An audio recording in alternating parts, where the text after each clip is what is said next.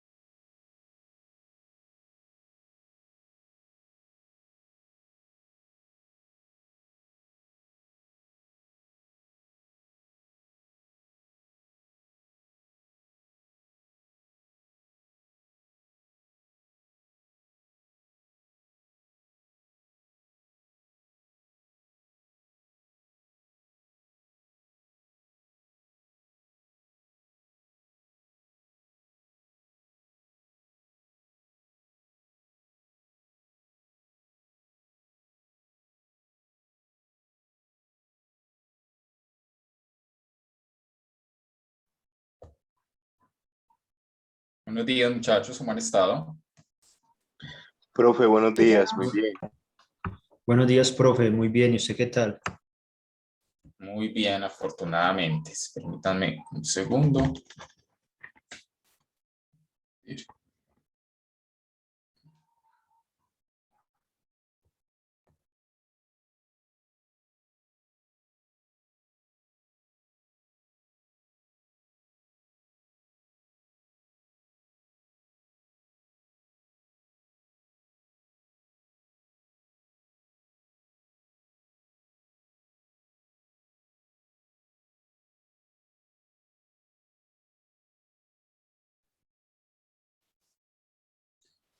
Listo, ahora sí, entonces ya hoy espero que ya logremos terminar, yo creo que sí, de comentar este prólogo de la fenomenología del espíritu. Nos queda entonces el tercer apartado de este segundo capítulo, así que pues empecemos a mirarlo de una vez. Entonces dice lo siguiente: la tarea de conducir al individuo desde su punto de vista informe hasta el saber había que tomarla en su sentido general, considerando en su formación cultural al individuo universal, al espíritu autoconsciente mismo. Si nos fijamos en la relación entre ambos, vemos que en el individuo universal se muestra cada momento en que adquiere su forma completa, concreta y su propia configuración. El individuo singular, en cambio, es el espíritu inacabado, una figura concreta en cuyo total ser allí domina una determinabilidad, mostrándose las otras solamente en rasgos borrosos. Entonces, aquí está desarrollando un concepto que creo que yo ya se los mencioné al principio, que es ese concepto de Bildung, ¿sí? Bildung, que normalmente se traduce como formación, ¿sí? Algunos a veces lo traducen como educación, pero el problema de traducirlo como educación es que se tiende a pensar que es una cosa que se restringe solamente al ámbito escolar o al ámbito académico, cuando en el fondo, digamos, la connotación en alemán del término Bildung es básicamente una formación que dura toda la vida, que no se da solamente en determinados contextos, sino que se da en general en todas las vivencias, y por el cual la persona va adquiriendo una cultura y, como dice Hegel, va adquiriendo esos puntos de vista universales. Es decir, Bildung se entiende como el proceso por el cual la persona, al ir creciendo en una determinada cultura, va cambiando sus puntos de vista subjetivos y meramente individuales por puntos de vista que dan cuenta mejor de el carácter general o del carácter universal de los fenómenos que lo rodean, de la sociedad que lo rodean, de sus expresiones, de sus costumbres, etcétera, ¿cierto? Entonces es algo que no se restringe a un ámbito específico, o sea, llámese familia, llámese escuela, o llámese como se llame, sino que lo engloba en un solo conjunto. Y aquí está considerando Hegel que, listo, en relación con la conciencia humana en general, en un determinado estado de cosas, es como el individuo, o es como cada individuo se inserta en ese proceso del saber, ¿sí? Dice, considerar en su formación cultural al individuo universal, al espíritu autoconsciente mismo, ¿sí? En el estado de cosas en que se encuentre la conciencia humana en un determinado momento, es, digamos, como que la piedra de toque frente a la cual el individuo va a desarrollar ese proceso formativo. Entonces, continúo. Si nos fijamos en la relación entre ambos, entonces lo llama individuo universal, ¿sí? Que no nos confunda la palabra individuo, ¿sí?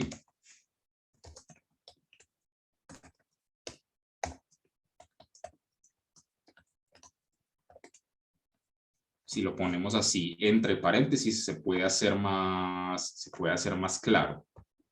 La conciencia humana general en un determinado momento y el individuo singular, que esta vez sí refiere a el individuo, ¿cierto? Si nos fijamos en la relación entre ambos, vemos que en el individuo universal se muestra cada momento en que adquiere su forma concreta y su propia configuración, ¿sí? Es decir,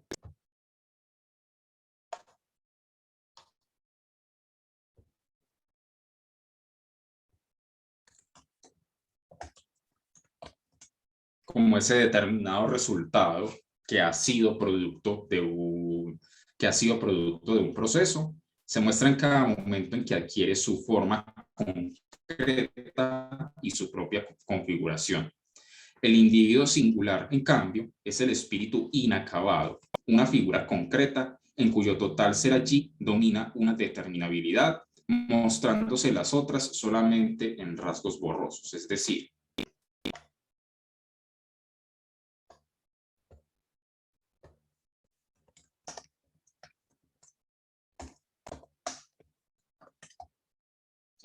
podría decirse con estas palabras, que tiene el saber o esa Bildung, ¿sí? Porque eso es otra cosa. Sí, he estado hablando mucho sobre el saber, ¿sí?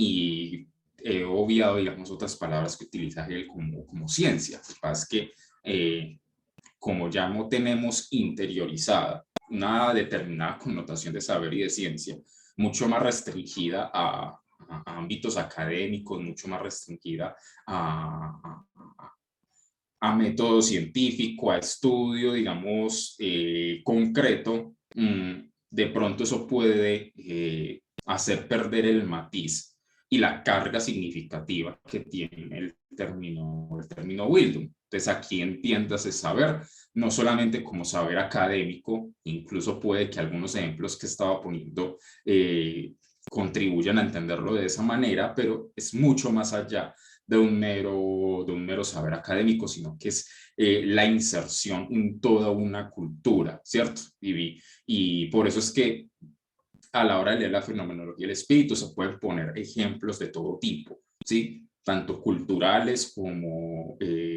científicos, como políticos, porque todos se refieren a esa conciencia humana, ¿cierto? Te dice una figura concreta en cuyo total ser allí domina una determinabilidad, es decir, un individuo que ve el mundo de cierta manera, que tiene un punto de vista, podríamos decirlo aún inmaduro, ¿sí? Pero que en potencia, ¿sí? Por eso dice solamente en rasgos borrosos, que en potencia está llamado a apropiarse del estado de cosas del saber en un determinado momento para después seguir desarrollándolo, ¿cierto?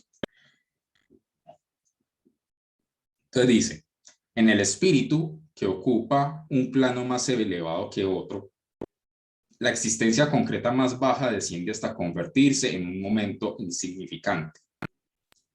Lo que antes era la cosa misma no es más que un rastro. Su figura aparece ahora velada y se convierte en una simple sombra difusa. Este pasado es recorrido por el individuo cuya sustancia es el espíritu en una fase superior, a la manera como el que estudia una ciencia más alta recapitula los conocimientos preparatorios de largo tiempo atrás adquiridos para actualizar su contenido.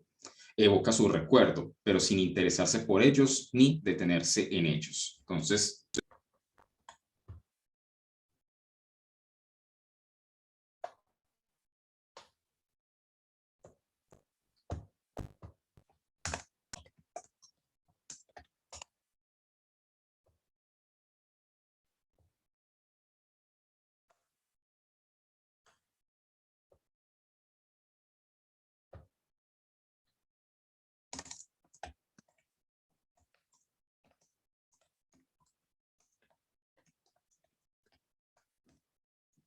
lo que está, digamos, queriendo tratar Hegel aquí es esto que les estoy mostrando. A ver, permítanme. Listo. Esto que les estoy mostrando debe apropiarse de ese resultado producto del pasado. Dice, el individuo cuya sustancia es el espíritu en una fase superior, ¿sí? Es decir, claro, aún tiene un punto de vista inmaduro, ¿sí? No sabe muchas cosas, pero esas cosas que puede llegar a saber ya están, digamos, desarrolladas, ¿sí? En temas políticos, en temas científicos, en temas culturales. Ya está, digamos, desarrollado, está en un punto, ¿sí? En un punto determinado. Y el primer paso del individuo singular es justamente apropiarse de esa fase que con respecto a ese individuo universal, ¿sí? El individuo singular pues se encuentra en un estado todavía, digamos, rezagado, ¿sí? Para que pueda insertarse a través de esa Bildung en el saber y poder desarrollarlo y llevarlo a un nuevo nivel, pues primero debe apropiarse de ese saber, ¿sí? O de ese individuo universal que se encuentra en un determinado estado de cosas. ¿sí? Te dice, a la manera como el que estudia una ciencia más alta recapitula los conocimientos preparatorios de largo tiempo atrás adquiridos para actualizar su contenido, evoca su recuerdo, pero sin interesarse por ellos ni detenerse en ellos, ¿sí? Esa escalera que el saber le facilita al individuo, como veíamos la clase pasada, esa exigencia que el individuo puede hacerle al saber, ¿sí? De que le facilite la manera de, digamos, actualizarse o de desatrasarse respecto al estado de cosas en que se encuentra el saber, ¿sí? Que el que va a aprender la física de Newton no tenga que hacer el mismo recorrido que hizo Newton, sino que ya está, ese saber ya está condensado, ese saber ya está, ya es más accesible para todos, ya no es un patrimonio esotérico, como veíamos en otras sesiones. De ahí que lo siguiente lo aclaré un poco más. También el individuo singular tiene que recorrer, en cuanto a su contenido, las fases de formación del espíritu universal, pero como figuras ya dominadas por el espíritu, como etapas de un camino ya trillado y allanado. Vemos así como, en lo que se refiere a los conocimientos, lo que en épocas pasadas preocupaba al espíritu humano de los hombres, desciende ahora al plano de los conocimientos, ejercicios e incluso juegos propios de la infancia. Y en las etapas progresivas pedagógicas reconoceremos la historia de la cultura proyectada como en contornos de sombras.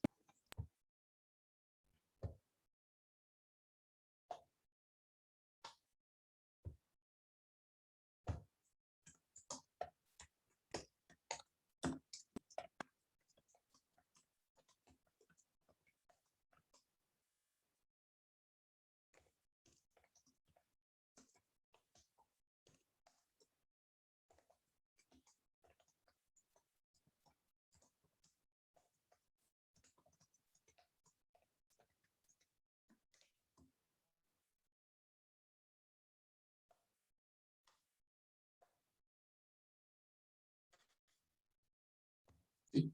Digamos, y es literal lo que está diciendo Hegel. Desciende ahora al plano de los conocimientos, ejercicios e incluso juegos propios de la infancia, ¿sí? Lo que para nosotros ya es algo tan básico que puede ser enseñado incluso a los niños, en su momento, ¿sí? Cuando se dio su descubrimiento, pues no era en absoluto un juego de niños, sino que requirió de un esfuerzo grandísimo para ser descubierto, ¿sí? Es decir, piénsese en los matemáticos árabes del milenio pasado, ¿sí? de antes de Cristo, o incluso antes, que fueron descubriendo cosas que ya ahora hacen parte, digamos, del bagaje básico que se le enseña a un niño en matemáticas, ¿sí?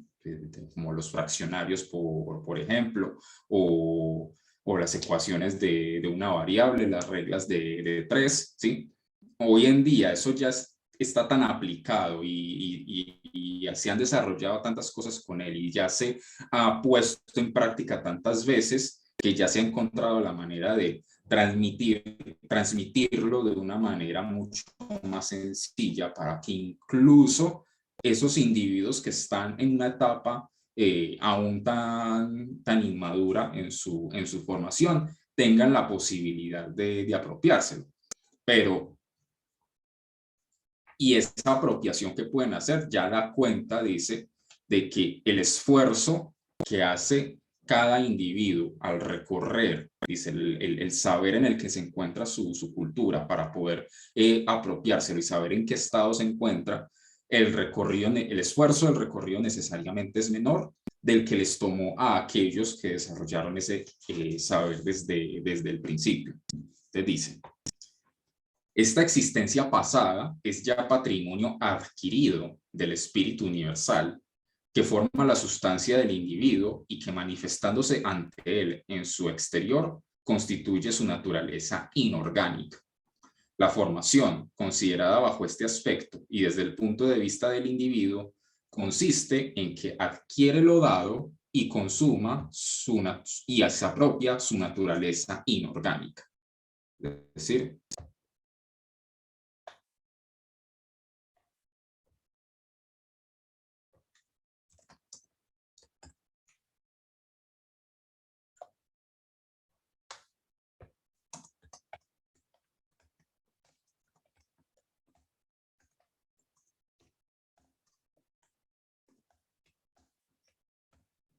¿qué está queriendo decir con esa naturaleza inorgánica? ¿Sí? ¿Qué sería lo contrario? Lo orgánico, es decir, lo sistemático.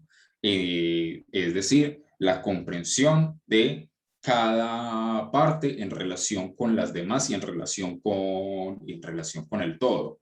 Pero digamos, en el proceso formativo de cada individuo, esa, digamos, conexión o esa sistematicidad que sería producto de un desarrollo, ¿sí?, ya superior del saber, primero requiere apropiárselo tal como se encuentra en un determinado estado de cosas, es decir, de una manera quieta, ¿sí?, a manera de un determinado resultado. Entonces, eso es lo que está queriendo decir con esa naturaleza inorgánica, es decir, el saber de mi cultura en un determinado estado de cosas, ¿sí?, fijo, para ya posteriormente, al apropiárselo, poder descubrir sus relaciones, sus posibles contradicciones y desarrollar algo nuevo, ¿cierto? Pero esto, visto bajo el ángulo del espíritu universal como la sustancia, significa sencillamente que ésta se da su autoconciencia y hace brotar dentro de sí misma su devenir y su reflexión. ¿Cómo así?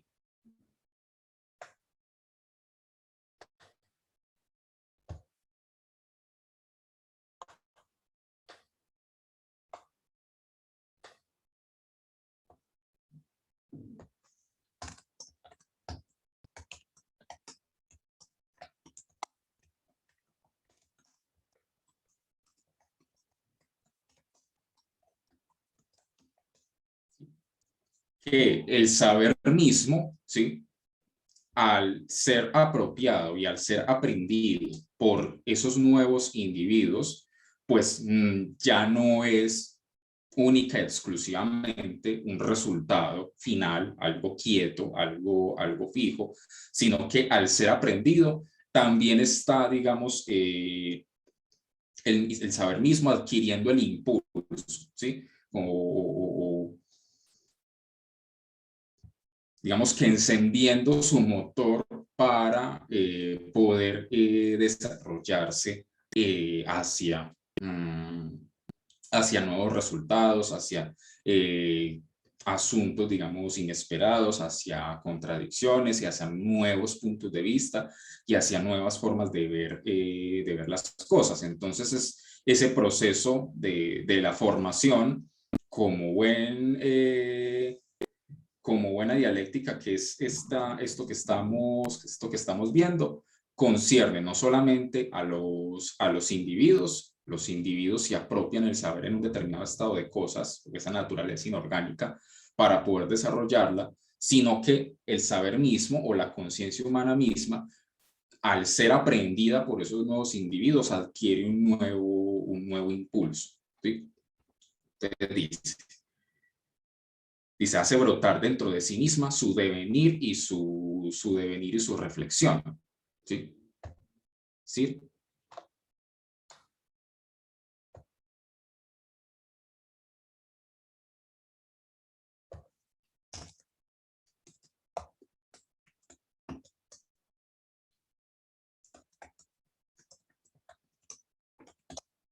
Esa negatividad que ya habíamos visto,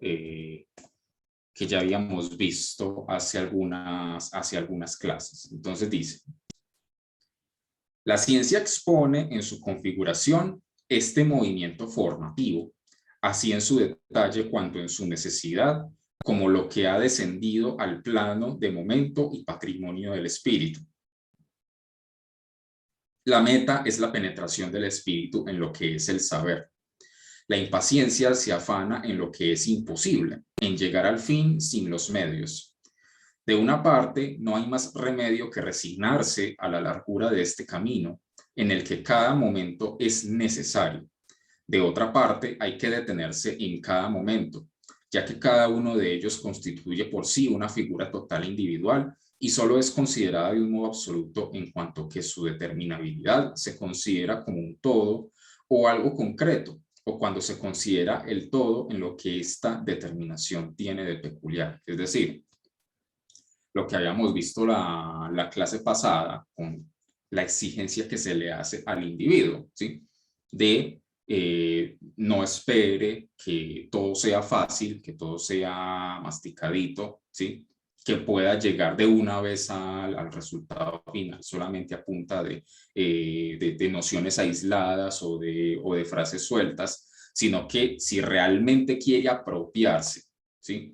Si quiere tomarse en serio ese proceso formativo, ¿sí? esa Bildung, tiene que profundizar lo más que pueda, obviamente, dice, con ese esfuerzo menor que el que tuvieron que realizar quienes crearon quienes descubrieron, mejor dicho, ese nuevo saber, pero de todas maneras tiene que descubrir de qué fue producto, cómo se pensó, qué sentido tuvo en su momento, qué sentido tiene para la cultura en la que se encuentra, qué sentido tiene para su saber, o sea, por qué es necesario aprenderlo, ¿sí? No se trata simplemente de memorizar cosas aisladas, sino que al aprender la cultura en su estado de cosas actual, pues es un estado de cosas actual resultado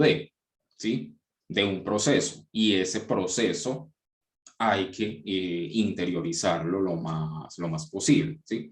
Dicen, no hay más remedio que resignarse a la largura de este camino en el que cada momento es necesario. Y de otra parte, hay que detenerse en cada momento, ¿sí? No solamente el estado actual de cosas de la cultura, sino que las etapas por las que pasó, ¿sí? Entonces, ¿por qué Platón pensó una cosa como el mundo de las ideas? Así, hoy en día a alguien que pues, no sepa mucho del asunto le puede parecer muy extraño una cosa como el mundo de las ideas. Sí, pero es que Platón no era ningún delirante ni ningún loco. O sea, algo tuvo que haber visto, algo tuvo que haber descubierto, tuvo que haber estado en una cultura que propició una noción como el mundo de las ideas, ¿sí? ¿Qué dice ese mundo de las ideas o qué puede permanecer para comprender lo que somos nosotros en este momento, ¿sí? Cómo de ese mundo de las ideas propició posteriormente un concepto como sustancia o como entidad en la metafísica de Aristóteles, ¿sí? Qué tanta influencia tuvo a lo largo de la historia e incluso hasta nuestros días. Entonces, vuelvo y repito, como por ejemplo lo que hemos trabajado en el curso, ¿sí? Nosotros hemos tratado hasta donde nos ha sido posible de entender las nociones fundamentales de la metafísica de Aristóteles, tratar de entender un poco de dónde surgen, hacia dónde apuntan, ¿sí? Es decir, que por qué en nuestro mundo, en nuestra realidad, era necesario en algún momento preguntarse por la entidad, los accidentes, etcétera. Pero dice, con un esfuerzo de todas maneras menor, obviamente, ni siquiera leímos toda la metafísica. Pues ya eso dice bastante, ¿sí? Al mismo Aristóteles, ¿sí? Quien, eh, digamos, concibió, se puede decir que desde cero, entre comillas, aunque yo sé que eso no es algo preciso, pero concibió desde el principio esas nociones, el esfuerzo que tuvo que hacer él fue muchísimo mayor, 1000 veces mayor que el que hemos tenido que hacer nosotros para apropiarnos de algunas de sus ideas, ¿cierto? Entonces dice, puesto que la sustancia del individuo e incluso el espíritu del mundo han tenido la paciencia necesaria para ir recorriendo estas formas en la larga extensión del tiempo y asumir la inmensa labor de la historia del mundo, en la que el espíritu del mundo ha ido desentrañando y poniendo de manifiesto en cada una de dichas formas el contenido total de sí mismo de que era capaz, y puesto que no le era posible adquirir con menos esfuerzo la conciencia de sí mismo, el individuo, por exigencia de la propia cosa, no puede llegar a captar su sustancia por un camino más corto. Y sin embargo, el esfuerzo es al mismo tiempo menor, ya que en sí todo esto ha sido logrado. El contenido es ya la realidad cancelada en la posibilidad o la inmediatez sojuzgada, la configuración ya reducida a su abreviatura, a la simple determinación del pensamiento. Fíjense sobre todo en esta expresión, la configuración ya reducida a su abreviatura. Lo que hemos hecho en este curso ha sido básicamente ver configuraciones reducidas a su abreviatura, ¿sí? Digamos, como no es un curso, digamos, especializado en Aristóteles o especializado en Descartes o especializado en Spinoza, sino que trata de hacer ese panorama general. Siempre en cada, digamos, paso que hemos tenido que hacer, lo hemos tenido que hacer de manera abreviada, pero no de manera tan abreviada que se reduzca simplemente a frases sueltas, sino a ver, bueno, entendamos este concepto fundamental y este problema fundamental de dónde viene y hacia dónde apunta, ¿sí? Es decir, incluso con el esfuerzo de nosotros de dar un paso más adelante de esas meras frases sueltas para intentar entender un poco mejor de dónde vienen y hacia dónde van, de todas maneras sigue siendo un esfuerzo menor que obviamente el de los filósofos cuando concibieron estas ideas en su momento, ¿cierto? Como algo ya pensado, el contenido es ya patrimonio de la sustancia. Ya no es el ser allí en la forma del ser en sí, sino que es solamente el en sí. No ya simplemente originario ni hundido en la existencia, sino más bien en sí recordado y que hay que revertir a la forma del ser para sí. Más que revertir a la forma del ser para sí, pues apropiarlo cada individuo cuando está en ese proceso formativo, ¿sí? De una cosa que dice ya es en sí, que ya ha llegado a un resultado, que ya está en un estado de cosas, pero para que ese en sí o ese estado de cosas no se quede ahí muerto, ¿sí? No quede ahí monolítico, sino que avance también, tiene que, dice, volver a esa forma de la autoconciencia, tiene que volver a ser apropiado por nuevos individuos que se encargarán de, después de apropiárselo, encontrar la manera de seguir desarrollándolo, de encontrar nuevos puntos de vista, de encontrar nuevos errores, nuevas contradicciones, etcétera, ¿cierto? Entonces dice, veamos de cerca cómo se lleva a cabo esto. Lo que se nos ahorra en cuanto al todo, desde el punto de vista en que aquí aprendemos este movimiento, es la superación del ser allí. Lo que resta y requiere una superior transformación es la representación y el conocimiento de las formas. Entonces, permítanme un segundo.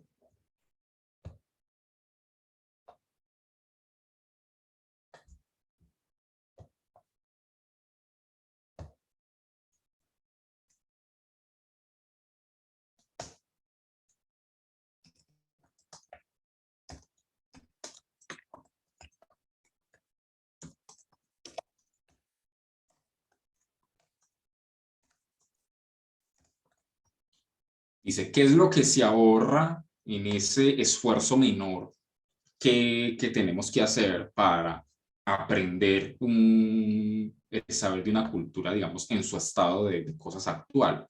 Dice, la superación del ser allí, es decir, ¿qué es lo que se ahorra?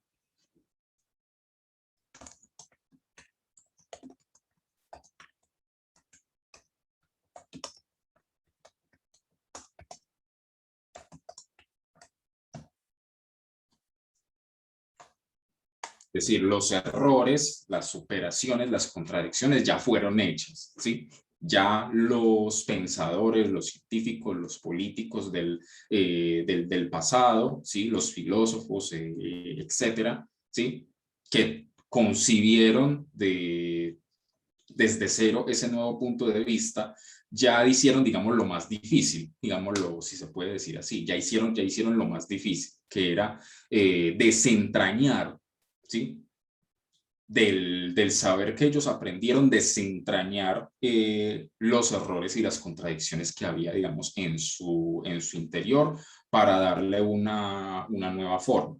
Nosotros, como, digamos, aprendices, si se puede decir así, en tanto nos apropiamos de esa naturaleza inorgánica, dice, ya no tenemos que hacer esto, ¿sí? Ya no tenemos que darnos cuenta ni desentrañar los errores, sino que ya esa labor fue hecha, ¿sí? Y dio como resultado ese nuevo punto de vista.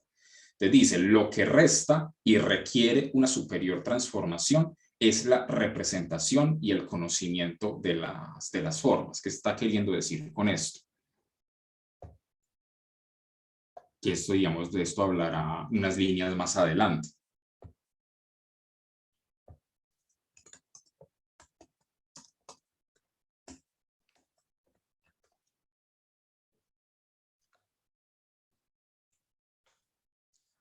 Al aprender el estado de cosas actual de un saber o esa naturaleza inorgánica de la que habla Hegel, como el esfuerzo ya es menor, ¿sí?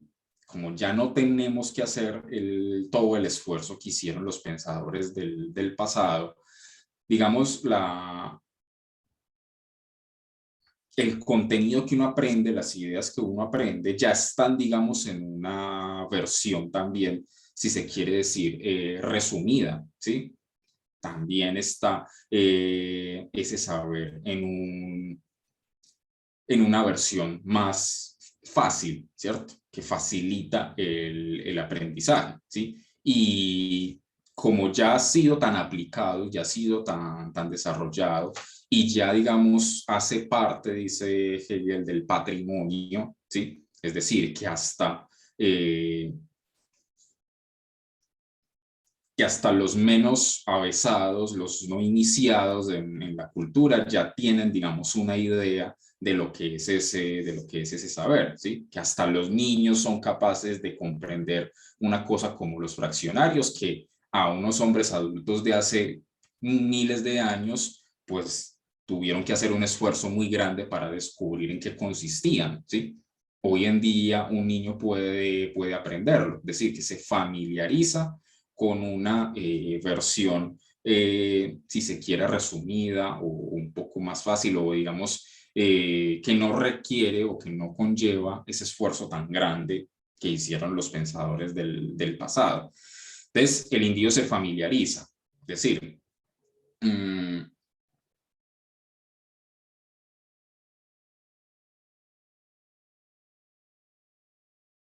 se le hace conocido, ¿sí? Conocido no en términos de ese saber, digamos, propiamente hablando, sino conocido en el sentido de creo saber o de qué es, puedo definirlo en pocas palabras, sé más o menos a qué refiere, y lo que dice Hegel es cuando, digamos, esos conceptos o esas ideas del saber que ya han sido desarrolladas, pues precisamente se han desarrollado tanto que la cultura ya, digamos, casi que las presupone, ¿sí? Es decir, nosotros ya presuponemos y no tenemos que hacernos el esfuerzo de definir desde cero de dónde proviene una idea como la extensión, o de dónde proviene una idea como la medida, o de dónde proviene una idea como la del número, ¿sí? Es decir, nosotros manejamos números, manejamos extensiones, manejamos medidas como si supiéramos perfectamente eso en qué consiste, ¿sí? Entonces dice esa representación y conocimiento de las formas, es decir,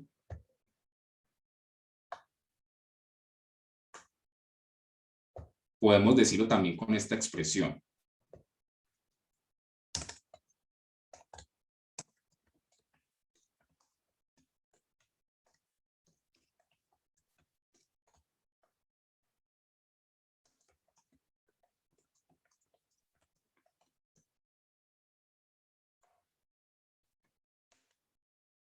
unas ideas o conceptos simplificados que simplemente, bueno, valga el errorcito de redacción, que simplemente se dan por hechos, ¿cierto?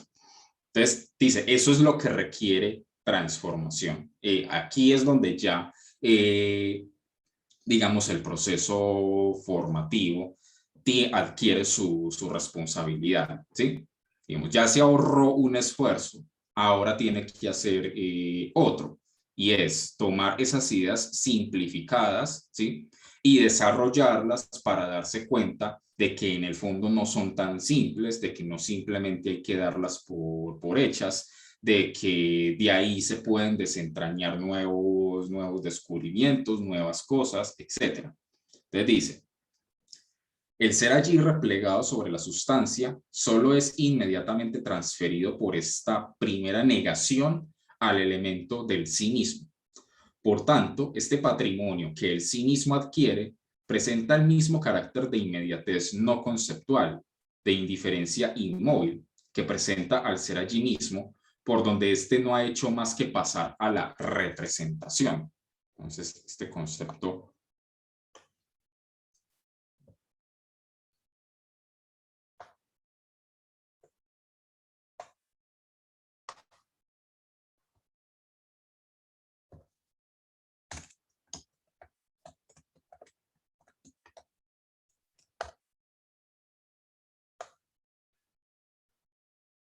al aprender el estado de cosas de un saber en una cultura, lo que adquirimos son ideas simplificadas que, si, digamos, no profundizamos en ese saber, se van a quedar simplemente en representaciones simplificadas que se dan por hechas, ¿sí?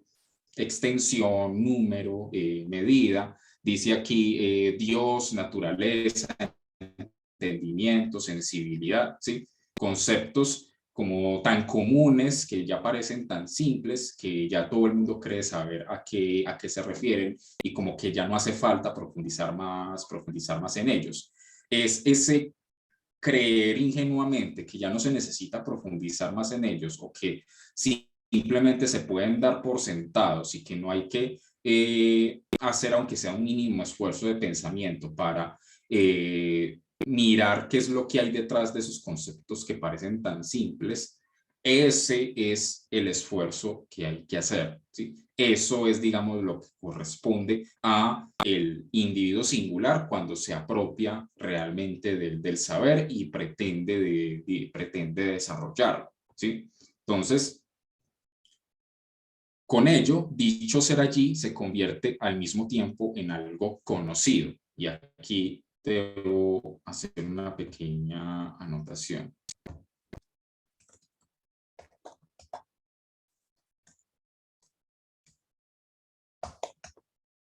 Sí.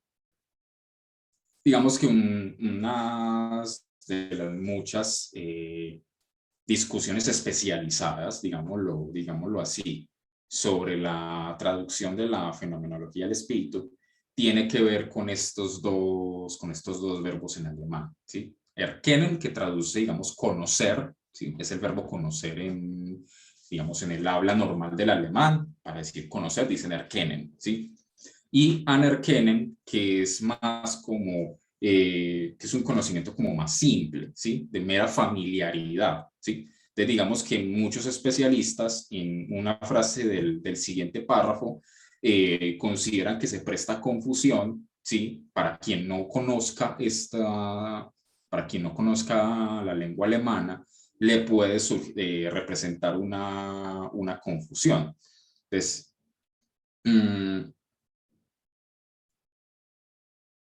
erkennen, ¿sí? Que es como, digamos, aquí Hegel lo está refiriendo como a esa apropiación,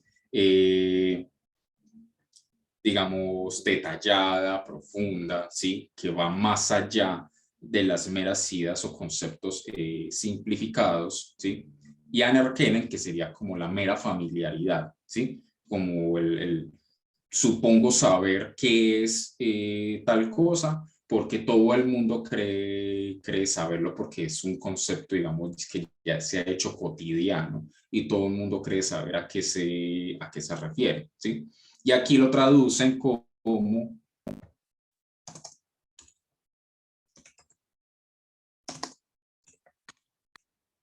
¿sí? Como conocido y reconocido en esta frase del siguiente párrafo. Lo conocido en términos generales, precisamente por ser conocido, no es reconocido, que es, digamos, y en el alemán, pues, utiliza ese juego de palabras.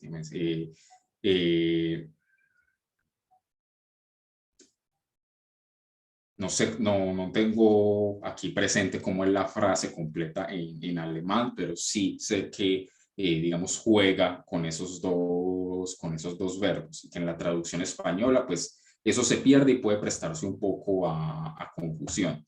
Entonces dice, con ello, dicho ser allí se convierte al mismo tiempo en algo conocido, en algo con que ha terminado ya el espíritu que es allí y sobre lo que por consiguiente no recaen ya su actividad ni por ende su interés. ¿Sí?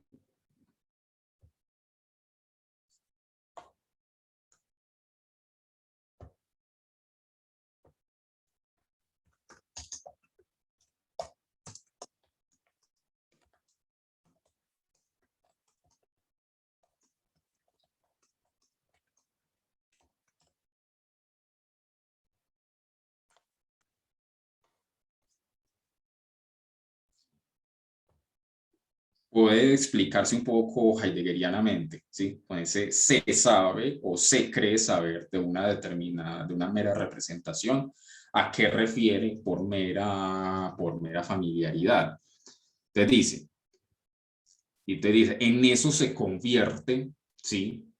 Los conceptos y las ideas de un saber que ya ha sido elaborado, que ya ha sido desarrollado, pero que si nos quedamos solamente con eso, ¿sí? Digamos, muere el proceso del saber o se queda estancado.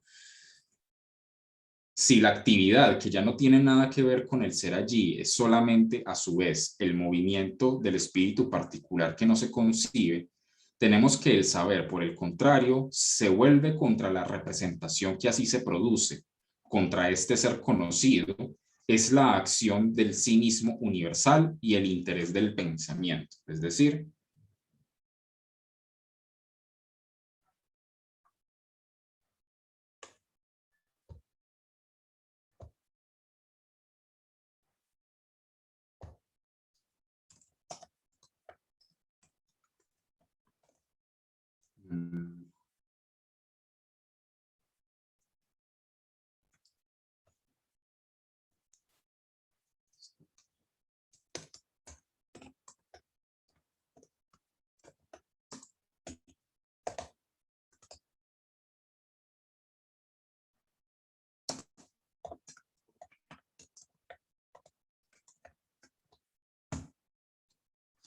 ya les había comentado que esa expresión sí mismo, ¿sí?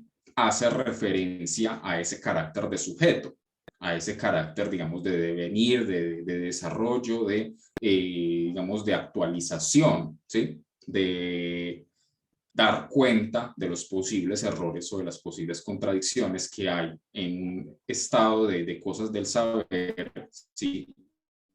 En un resultado que ya es tan conocido, entre comillas, que se simplifica y se sabe o se cree saber a qué refiere por mera familiaridad. Es precisamente esas representaciones netamente familiares las que están llamadas a ser negadas, son las que están llamadas a transformarse paulatinamente a medida en que los individuos que se apropian de ese saber empiezan a desarrollarlo. Entonces dice, lo conocido en términos generales, o podríamos decir lo familiar en términos generales, precisamente por ser familiar, no es reconocido, ¿sí? No es apropiado. Es la ilusión más corriente en que uno incurre y el engaño que se hace a otros al dar por supuesto en el conocimiento algo que es como meramente familiar y conformarse con ello. Pese a todo lo que se diga y se hable, esta clase de saber, sin que nos demos cuenta de por qué, no se mueve del sitio. el sujeto y el objeto, etcétera, Dios, la naturaleza, el entendimiento, la sensibilidad, etcétera, son tomados sin examen como base, dándolos por conocidos y valederos como puntos fijos de partida y de retorno, ¿sí? Esas ideas simplificadas, ¿sí? Permítanme, yo borro aquí.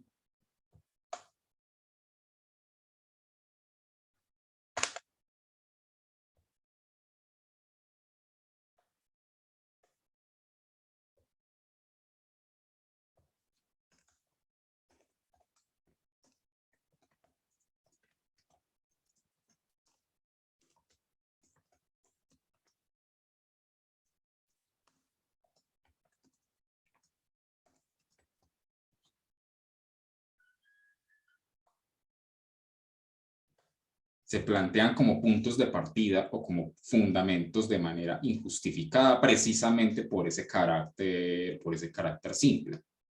Quizás esto les recuerde un poco a Descartes, ¿sí? Llega a una idea que supuestamente es simple, intuición, para los que están también en teoría del conocimiento, ¿sí? Y como cree que es algo tan simple y que no puede ser dividido en más elementos, simplemente lo supone como punto de partida. Pero cualquier idea, por muy simple que parezca, tiene, digamos, su trasfondo. Eso es, digamos, lo que quiere decir Hegel. No podemos sencillamente ponerlos ahí y presuponerlos, ¿sí? Sino que siempre se va a poder desentrañar de una idea, por muy simple que parezca, los elementos que la conforman y de dónde viene, ¿sí? Entonces, Hegel le diría a Descartes, pues ese cogito usted simplemente lo presupone, lo ve como algo muy simple, pero en el fondo ese cogito tiene mucha más connotación si uno se lo piensa. Si uno deja de verlo como mera representación, como algo simple, como algo que se cree saber a qué refiere por mera familiaridad, y piensa su trasfondo, se va a dar esa negación y va a pasar de ser algo meramente familiar, dice, a ser algo reconocido. ¿Cuál es toda la connotación y toda la carga significativa que hay detrás de un concepto como el cogito? Que nos mostrará que no es tan simple, que no era tan simple como Descartes lo creía, ¿cierto? Entonces dice, bueno, el sujeto y el objeto, Dios, la naturaleza, etcétera, son tomados sin examen como base, dándolos por conocidos y valederos, como puntos fijos de partida y de retorno. El movimiento se desarrolla en un sentido y en otro entre estos puntos que permanecen inmóviles y se mantiene, por tanto, en la superficie, ¿sí? Entonces, si simplemente nos quedamos en la discusión razón o sentidos en el conocimiento, dirá Hegel, pues ambos están simplemente presuponiendo como si creyeran saber qué es la razón, si creyeran saber qué es la necesidad, y se van a quedar ahí en un tire y afloje, pero dice a la larga no se van a mover del mismo punto y no van a avanzar en una comprensión detallada de lo que es el conocimiento o de qué es lo que implica, ¿sí? Sería algo así como esa idea. De este modo, el aprender y el examinar se reducen a ver si cada cual encuentra también en su propia representación lo que se dice de ello, si le parece así y es o no conocido para él.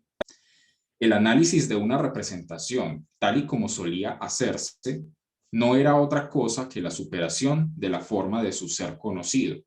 Descomponer una representación en sus elementos originarios equivale a retrotraerla a sus momentos, que por lo menos no poseen la forma de la representación ya encontrada, sino que constituyen el patrimonio inmediato del sí mismo, ¿sí? Es decir, en el momento en el que empezamos a pensar seriamente, es decir, en el momento en que no solamente suponemos lo que creemos saber por mera familiaridad, sino que pensamos toda la connotación y todo lo que hay detrás de una representación, ¿sí? Dice, puede ser a través de una descomposición de sus elementos, Ya con ese, digamos, punto de partida, ya con esa mera descomposición, con ese mero análisis, ya estamos en camino de empezar a encontrar los errores y las contradicciones, de que se dé esa negación y de formar un nuevo punto de vista.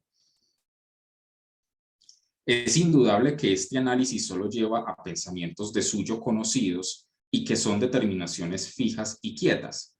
Pero este algo separado, lo irreal mismo, es un momento esencial, pues si lo concreto es lo que se mueve, es solamente porque se separa y se convierte en algo irreal.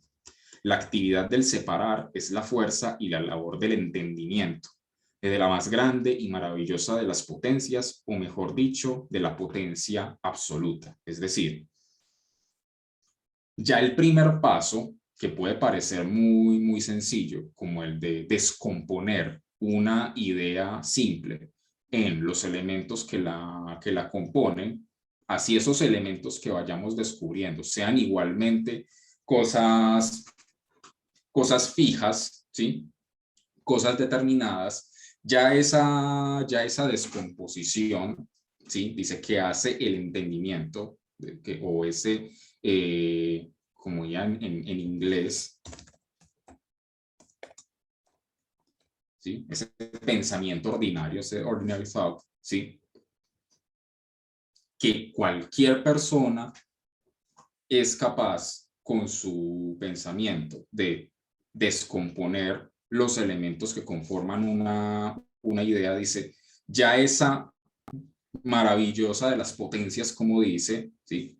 Empieza a encaminar el descubrimiento de las contradicciones o de los errores que pueda haber detrás o que se puedan desentrañar de esa idea simplificada. El círculo que descansa cerrado en sí y que como sustancia mantiene sus momentos es la relación inmediata, que por tanto no puede causar asombro. La potencia portentosa de lo negativo reside, por el contrario, en que alcance un ser allí propio y una libertad particularizada en cuanto tal, separado de su ámbito, lo vinculado, y que solo tiene realidad en su conexión con lo otro. Es la energía del pensamiento, del yo puro, ¿sí?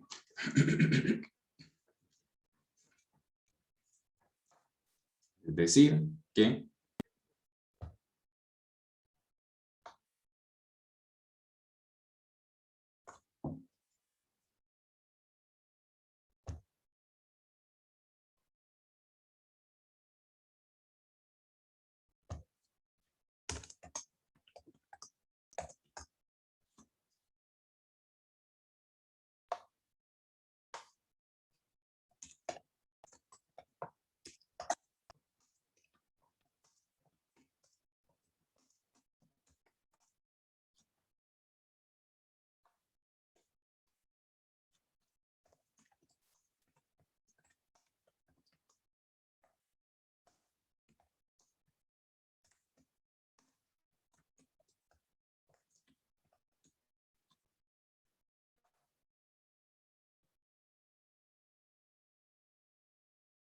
podemos dejarlo así. Dice, la conciencia ve la posibilidad de un nuevo punto de vista en cuanto a un paso adelante de las meras representaciones simples, ¿sí? Esa, digamos, posibilidad que debe desarrollarse es esa energía del pensamiento, dice, del yo puro, del que habla Hegel. Dice, la muerte, si así queremos llamar a esa irrealidad, es lo más espantoso, y el retenerlo muerto lo que requiere una mayor fuerza. La belleza carente de fuerza odia al entendimiento porque éste exige de ella lo que no está en condiciones de dar, ¿sí? Es decir, claro, esa descomposición en elementos, ¿sí? Esa descomposición en elementos, digamos, lo que se sacrifica de momento es ese carácter unitario, ¿sí? De absoluto, entre comillas, que, como vimos en las clases anteriores, es lo que reclaman aquellos que ven que se estudian muchas cosas, miles de fenómenos, pero no se responden a las cuestiones fundamentales. Entonces dice, eso parece como algo muerto, eso parece como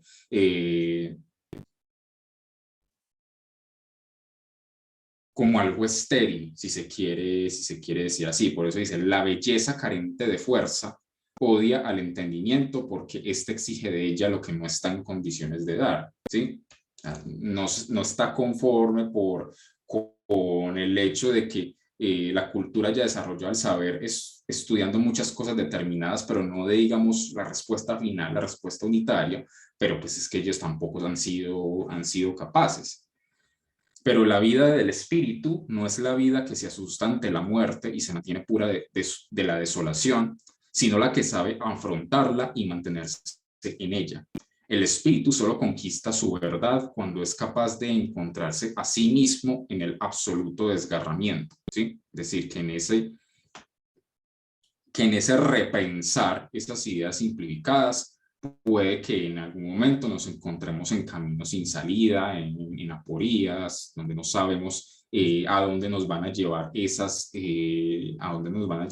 contradicciones, en donde parecemos estancados, ¿sí? Esa muerte, ¿sí? Entre comillas, de la que habla Hegel, y que señalan aquellos que reclaman una respuesta totalizante, ¿sí? Te dice, el espíritu solo conquista su verdad cuando es capaz de encontrarse a sí mismo en el absoluto desgarramiento, es decir, cuando no huye ni le da la espalda a ese no saber qué hacer, a ese estancamiento, a esa desesperación, sino que, pues, como se dice coloquialmente, toma el toro por los cuernos, ¿sí? Que es que se enfrenta, que lo hace explícito, lo hace consciente. Bueno, ¿cuál es el problema? ¿Sí? Y ahí es cuando realmente se logra desentrañar el nuevo punto de vista a partir de los errores y las contradicciones que se encuentran en el anterior.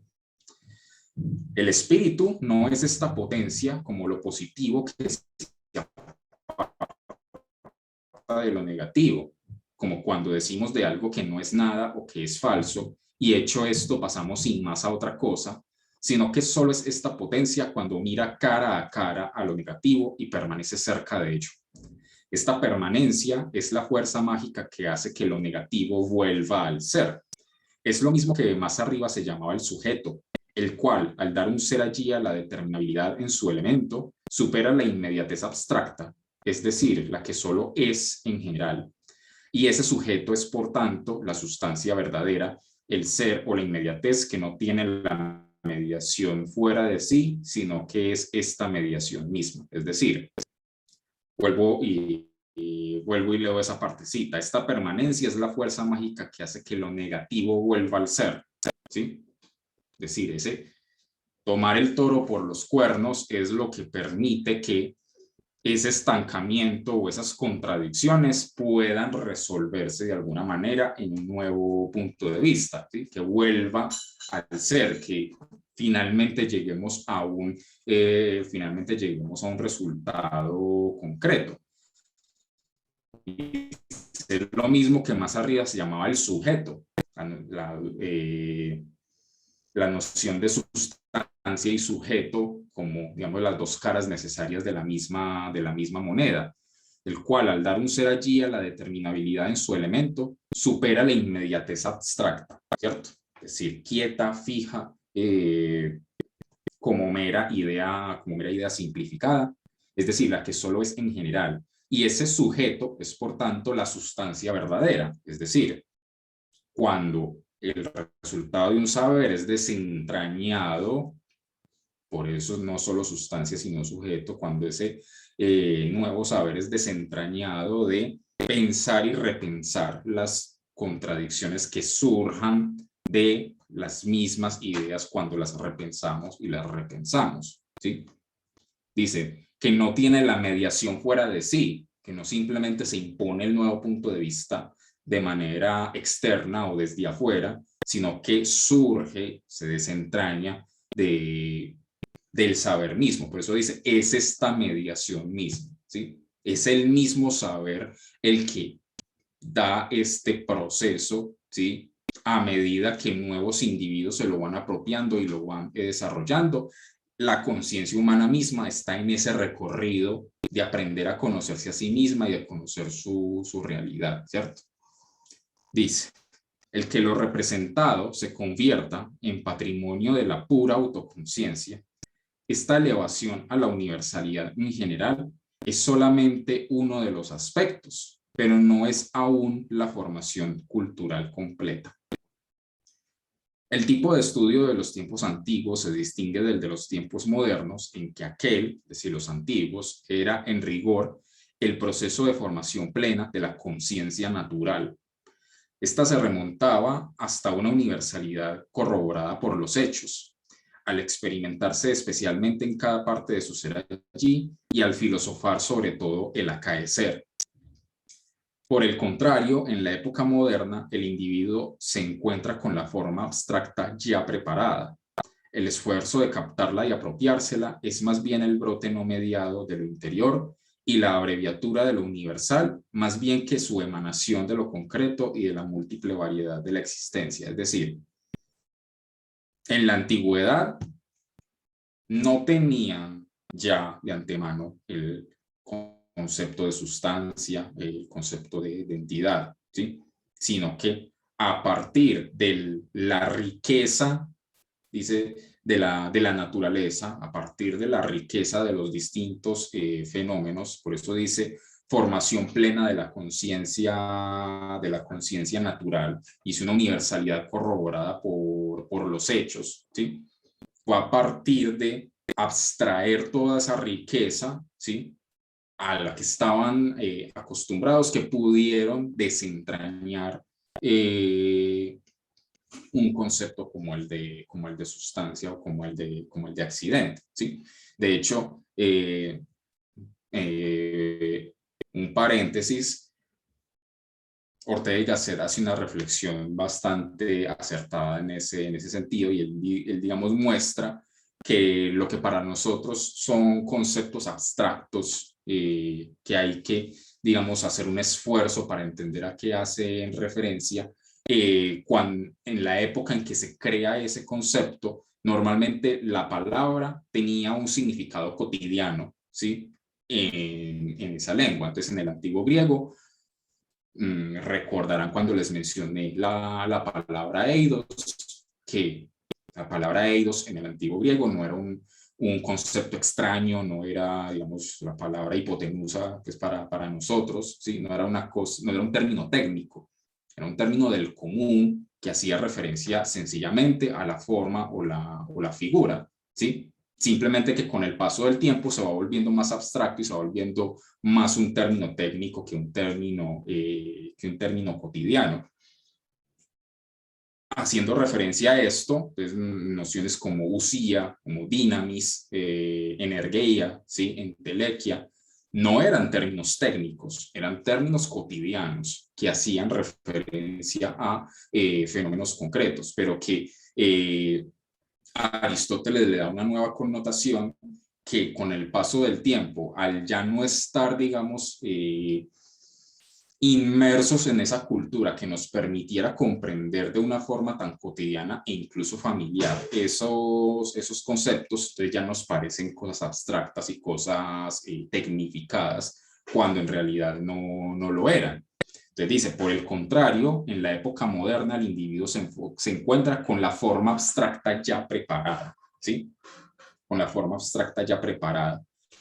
El esfuerzo de captarla y apropiársela es más bien el brote no mediado de lo interior y la abreviatura de lo universal, más bien que su emanación de lo concreto y de la múltiple variedad de la existencia. Ese enredo que está queriendo decir ahí. Nuevamente, fijémonos en esa expresión abreviatura de lo universal, ¿sí? Recibimos el concepto abstracto y empezamos a mirar a qué casos concretos puede hacer referencia, es decir, de una forma más bien deductiva. En cambio, el esfuerzo que tuvieron que hacer los antiguos fue el contrario, de una manera inductiva, de esa múltiple variedad de la existencia, de esa riqueza de fenómenos, ir sacando los conceptos abstractos. Te dice, he ahí porque ahora no se trata tanto de purificar al individuo de lo sensible inmediato y de convertirlo en sustancia pensada y pensante, sino más bien de lo contrario, es decir, de realizar y animar espiritualmente lo universal mediante la superación de los pensamientos fijos y determinados. Pero es mucho más difícil hacer que los pensamientos fijos cobren fluidez que hacer fluida la existencia sensible, ¿sí? Es decir, listo, ya hemos llegado a un punto en el que tenemos un montón de conceptos abstractos, como que volvamos a darle esa riqueza significativa que llegó a tener en la antigüedad, volvamos a poner la mirada en esa riqueza, en esa multiplicidad de fenómenos determinados, para que vuelva a adquirir un sentido de esos conceptos abstractos y podamos ir construyendo esa visión sistemática del saber.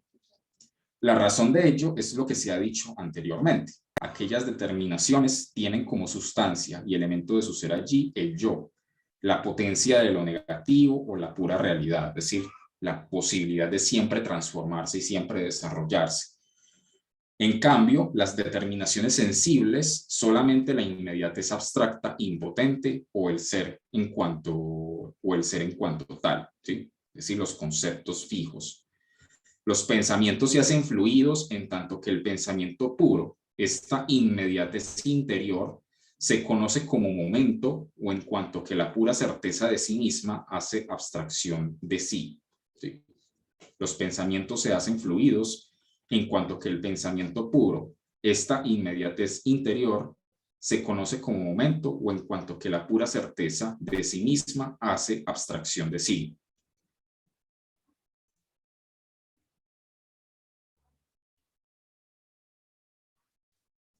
No se descarta o se pone a un lado, sino que abandona lo que hay de fijo en suponerse a sí mismo. Tanto lo fijo de lo puro concreto, que es el yo mismo, por oposición al contenido diferenciado, como lo fijo de lo diferenciado, que, puesto en el elemento del pensamiento puro, participa de aquella incondicionalidad del yo. A través de este movimiento, los pensamientos puros devienen conceptos, y solo entonces son lo que son en verdad, automovimientos, círculos. Son lo que su sustancia es, esencialidades espirituales. Este movimiento de las esencialidades puras constituye la naturaleza de la cientificidad en general. Considerado como la cohesión de su contenido, este movimiento es la necesidad y el despliegue de dicho contenido en un todo orgánico. El camino por el que se llega al concepto del saber se convierte también, a su vez, en un devenir necesario y total, de tal modo que esta preparación deja de ser un filosofar contingente que versa sobre estos o los otros objetos, relaciones y pensamientos de la conciencia imperfecta, tal como lo determina la contingencia, o que trata de fundamentar lo verdadero por medio de razonamientos, deducciones y conclusiones extraídas al azar de determinados pensamientos. Este camino abarcará más bien, mediante el movimiento del concepto, el mundo entero de la conciencia en su necesidad. Semejante exposición constituye además la primera parte de la ciencia. Como les había dicho, dentro de todo el sistema hegeliano, la fenomenología del espíritu no es más que la introducción. La primera parte de la ciencia, porque el ser allí del espíritu en cuanto a lo primero, no es otra cosa que lo inmediato o el comienzo, pero el comienzo no es aún su retorno a sí mismo. El elemento del ser allí inmediato es, por tanto, la determinabilidad por la que esta parte de la ciencia se distingue de las otras. La indicación de esta diferencia nos lleva a examinar algunos pensamientos establecidos que suelen presentarse a este propósito. Bueno, me gustaría saber qué conclusiones sacan ustedes de esta lectura de la fenomenología del espíritu. Yo sé que quizás se podría haber dicho muchas más cosas, ¿sí? Si digamos, fuera más especializado en la filosofía hegeliana, a lo mejor podría desentrañar muchísimas más cosas de estos párrafos, pero yo creo que con lo que hemos visto en estas 6 clases, se entiende más o menos hacia dónde apunta un texto que en principio puede parecer tan incomplicado como lo es el prólogo. Hegel es difícil, pero no es imposible. Entonces les pregunto a ustedes, ¿qué conclusión general sacan de estas 6 clases que hemos visto sobre Hegel?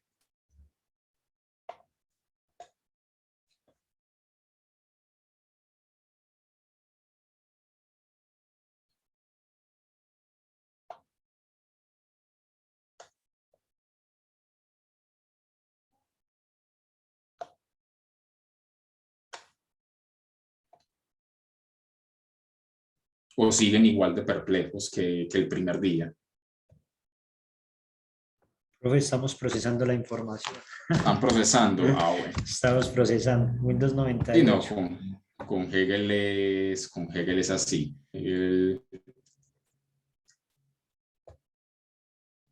Yo no entiendo casi nada, me toca estudiar aparte. Sí, suele pasar. Y lo que pasa es que la fenomenología del espíritu, hay ciertos textos filosóficos que tienen la particularidad de que no pueden ser leídos solos, ¿sí? Es decir, que un libro se puede convertir en 2, 3 y 4 al mismo tiempo.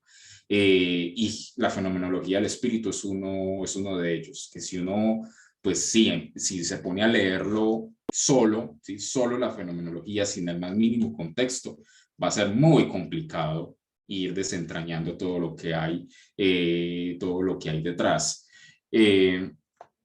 Si hubiera que hablar de textos complementarios que pueden ayudar a ir entendiendo mejor la fenomenología del espíritu, pues hay varios clásicos. Quizás el más de todos es el de Jean Hippolyte, que se llama Génesis y estructura de la fenomenología del espíritu. Es como el más clásico de todos para estudiarlo.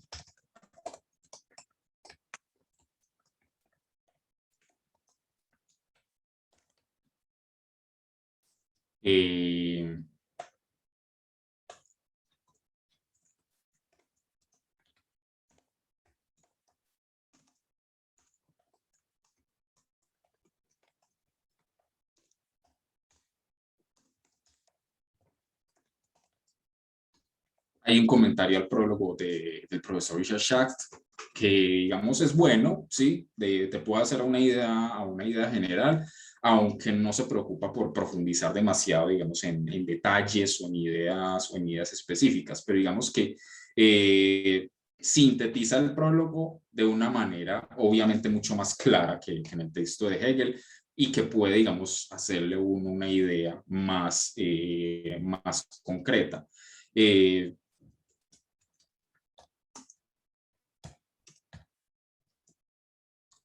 No recuerdo el título exacto del libro de Eugen Fink, sé que dice un comentario fenomenológico o investigaciones fenomenológicas sobre la fenomenología del espíritu. Y igual,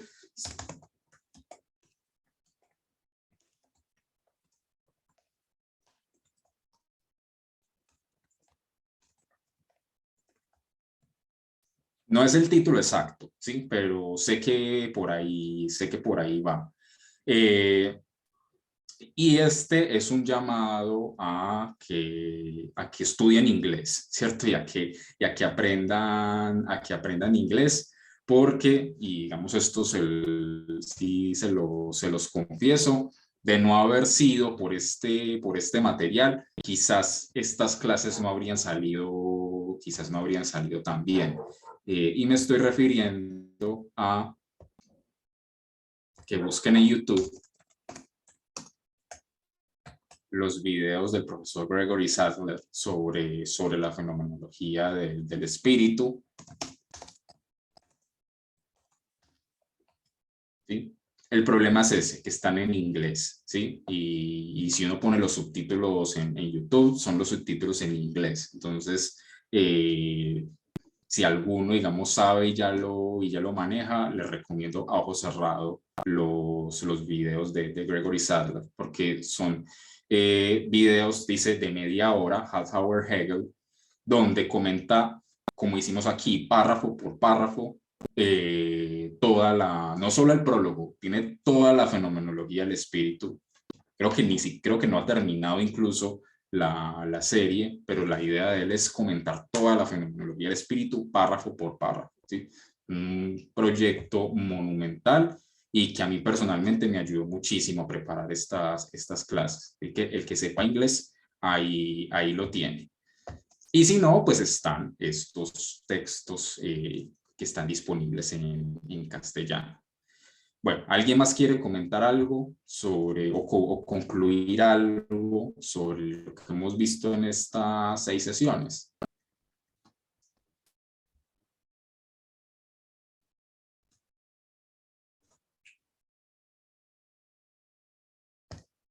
Bueno, entonces, muchachos, la otra semana vamos a empezar con Ser y Tiempo de Martin Heidegger, otro peso pesado, como si no necesitáramos más. Y vamos a comentar pues, los primeros cuatro parágrafos, o el primer capítulo de la introducción, y también tendremos el segundo taller, que ya en su momento les comentaré pues, de qué va a tratar. Así que pues no siendo más muchachos, espero que les haya quedado, aquí sí que cabe la frase, espero que les haya quedado lo más claro posible y nos vemos la otra semana. Una feliz mañana para todos. Gracias, profe. Gracias, profe. Gracias, profe. Muchas gracias, profe. Gracias, profe.